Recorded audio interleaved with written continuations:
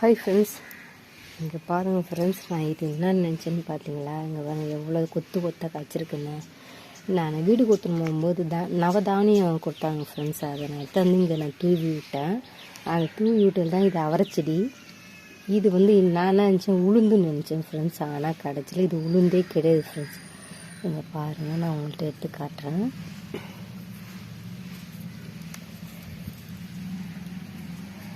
இது நான் சரி கண்டிப்பாக இது உளுந்து தான் நினச்சேன். அப்புறம் தான் தெரிஞ்சுதுங்க. பாருங்கள் ஃப்ரெண்ட்ஸ், பச்சை பயிறு ஃப்ரெண்ட்ஸ்.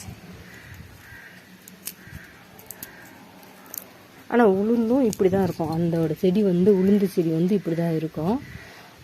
அது நம்ம இது காஞ்ச அப்புறம் பார்த்தா தான் தெரியும் அது உள்ளே கருப்பாக இருக்கா என்னான்ட்டு. அதுவே சரி இது நான் உளுந்து தான் நினச்சேன். கடைசியில் இது பச்சை பயிறு ஃப்ரெண்ட்ஸ். பாருங்கள் எவ்வளோ கொத்து கொத்தாக இருக்குது பாருங்களேன். நான் நிறைய அங்கே பாருங்கள், அங்கே ஒன்று இருக்குது, அதையும் காட்டுறேன்.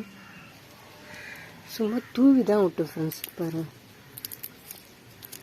நிறைய கிளப்புங்க, எவ்வளோ நிறையா இருக்குதுன்னு பாருங்கள். நம்ம எந்த செடி எந்த விதை போட்டாலும் முளைஞ்சி வருன்றது இதான் அறிகுறி ஃப்ரெண்ட்ஸ். நான் நவதானியம் போட்டேன், அதில் எப்படி காய்ச்சிக்குது பாருங்கள்.